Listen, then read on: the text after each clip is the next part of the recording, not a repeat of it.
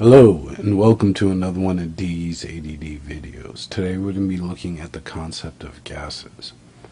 We're just going to discuss a few properties and things you should know.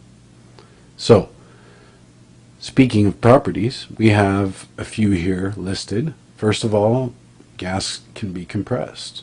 So if you have a certain amount of gas in a container and it's full, well, you can compress it even further and add more of the gas. The gas itself can exert a pressure, and it's going to be directly proportional to the amount of gas in the container. They fill completely any container into which they're placed. Think about if somebody had too many beans for lunch and ends up having a little accident, you can pretty much smell it throughout the whole room because the gas particles permeate throughout the entire container, in this case being the room.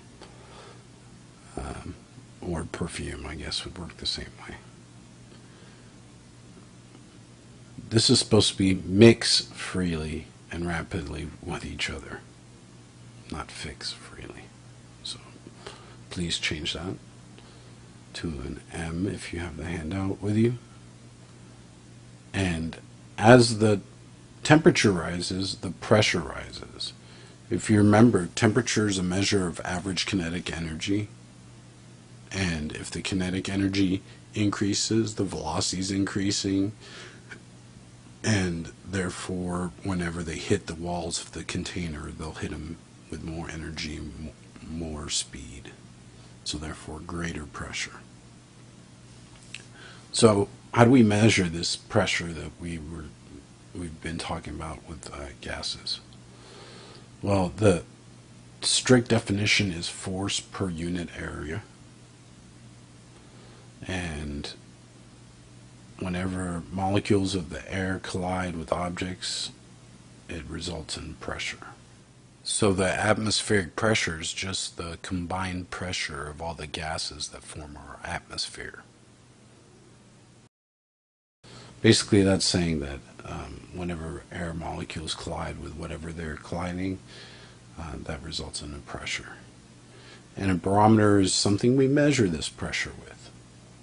Standard atmosphere is going to be pressure needed to hold a column of mercury that's 766 millimeters high at 0 degrees Celsius. What do we use to measure pressure in? Well, there's a few different units.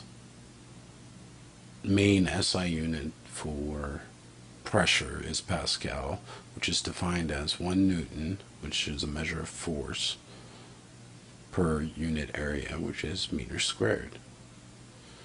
So we have different conversions for the different things that we use to measure pressure. It's not just measured in Pascal.